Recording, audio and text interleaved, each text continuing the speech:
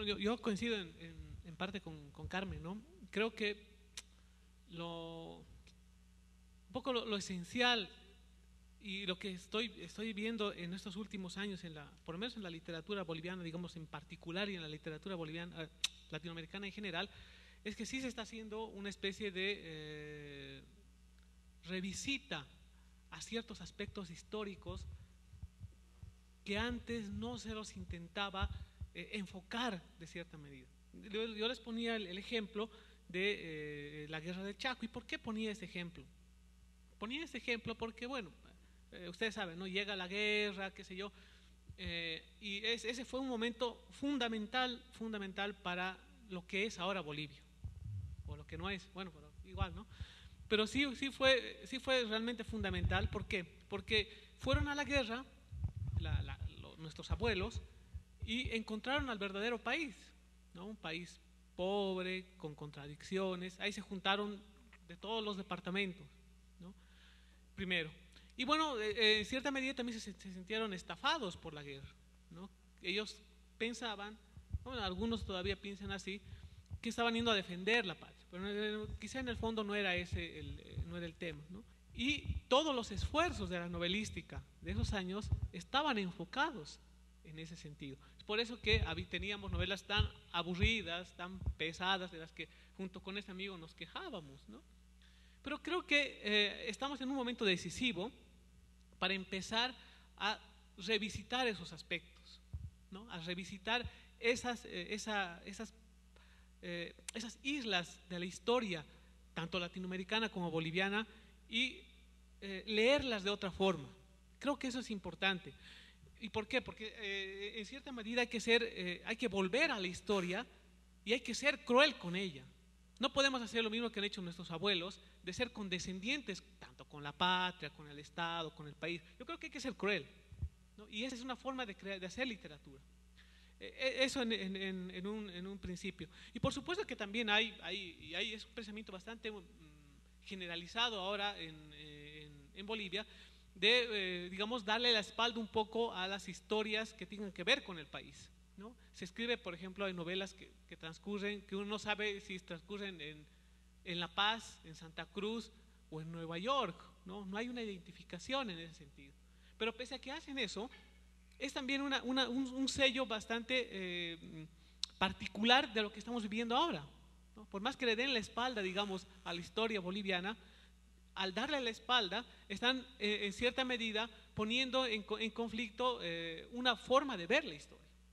Eso por una parte, pero yo creo que sí, que es importante no solamente en el tema de temáticas, de enfoques al momento de escribir, sino también es importante, y es una gran preocupación, esas como manchas de aceite, ¿no? Somos como el agua con manchas de aceite que como que no nos conocemos, ¿no? Y eso es terrible.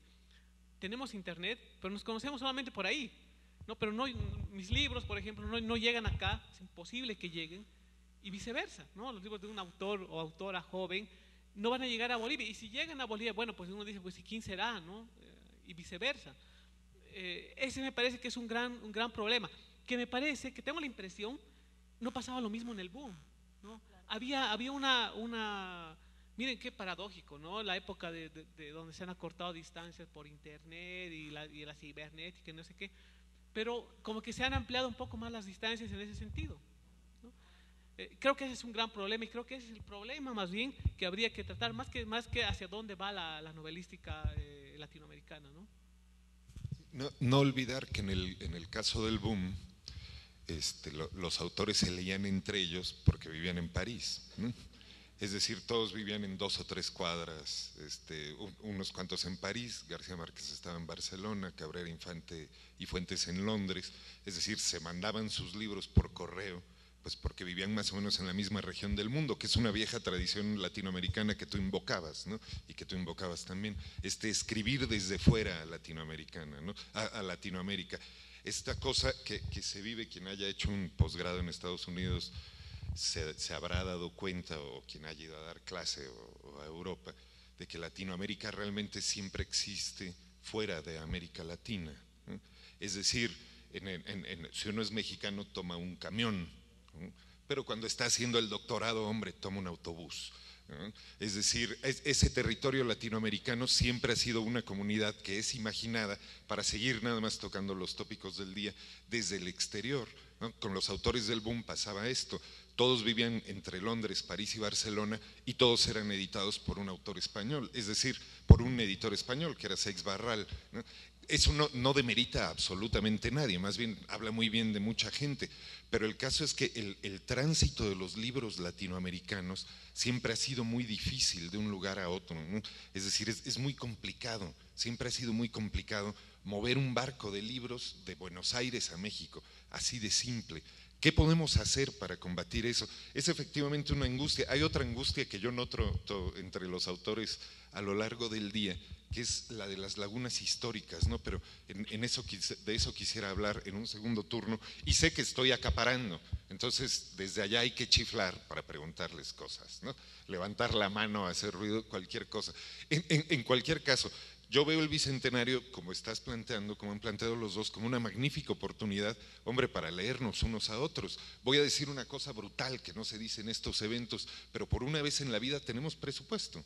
Es decir, hay dinero de todos los países, hay dinero de las editoriales, todo el mundo está dispuesto a hacer algo. ¿Cómo se podría operar? Le estoy preguntando a los escritores y no a los editores, pero aún así me parece que su opinión es la central. ¿Cómo se puede operar un proceso de lectura de unos a otros en América Latina para que deje de suceder esto que lamentas aquí y que tanto lamentamos todos todo el tiempo? ¿Tenemos una teoría? Bueno, mira, en Bolivia se dio un fenómeno bien interesante. Bueno, así esta especie de memoria con mi amigo que existe en la realidad. No es una invención, pero sí existe. Y bueno, en esos años, la biblioteca de la Universidad Mayor de San Andrés, que es la biblioteca, digamos que es la universidad más importante de La Paz, la universidad pública, tenía en literatura muy pocas cosas, ¿no? Eran habitualmente donaciones que hacía la Embajada de España, y bueno, encontramos libros de Javier Marías, ¿no? Una cosa así. Y no teníamos, digamos, la posibilidad de acceder a libros un poco más contemporáneos, que era lo que nos interesaba a nosotros, equivocadamente, ¿no? Porque después descubrimos los clásicos y bueno, pues wow, como que un remesón. Pero ahora hay una especie de fundación, bueno, hace muchos años existe la Fundación Patiño, ¿no? Simón Patiño, como ustedes sabrán, era pues, en su momento fue considerado el hombre más rico del mundo, que era boliviano, y bueno, en su momento fue pobrísimo, pero descubrió ahí como que una mina de plata enorme y se hizo pues recontra millonario, ¿no? Pero es otro tema. Y bueno, él una vez, bueno, murió, falleció y puso los descendientes de Patiño una fundación, ¿no? Que Fundación Simón y Patiño. El ahí no sé qué significa, pero es Simón y Patiño. Y esa fundación hace unos 7 años atrás lanzó una convocatoria a todos los escritores y escritoras para que hicieran una lista. Y en la lista se pedía, bueno, libros contemporáneos, ¿no? Entonces uno ponía ahí su lista, qué sé yo, y empezaron a comprar eso, que fue una remesón, tanto en La Paz como en Santa Cruz y en Cochabamba, que digamos son las 3 ciudades ejes más importantes. Y empezaron a comprar libros, por decirles, qué sé yo, salía el libro de Gabriela en marzo, y en ese mismo mes lo teníamos en La Paz, en esa biblioteca, ¿no? Y el acceso son una cuota anual de $20 anual, y tú te puedes llevar el libro a tu casa y leerlo, en fin, ¿no? Y yo conozco mucha gente, muchísima gente que aprovecha, entre comillas, se llama CEDOAL, para estar al día de las cosas que salen, ¿no? Llegan el premio Herralde, que por decirles, ahí es súper carísimo que lleguen, una cosa de $50 mínimo, digamos, por poner un ejemplo, ¿no? Pero llega un ejemplar o dos en el mejor de los casos, y uno tiene la posibilidad de acceder a esos libros e irlos leyendo. Creo que esa es la clave, ¿no? Un poco esta cuestión de abrir bibliotecas como hizo el CEDOAL, porque de otra manera no, los libros sigan carísimos. Imagino que en Ecuador, en Colombia pasa prácticamente lo mismo, los impuestos son pues tremendos, ¿no? Se paga más por un libro que por un televisor en impuestos, ¿no? Entonces es enorme, es tremendo, ¿no? Entonces me parece que esos esfuercitos así de poner bibliotecas está bien hecho, parece sumamente interesante, ¿no? Yo lanzaría esa idea.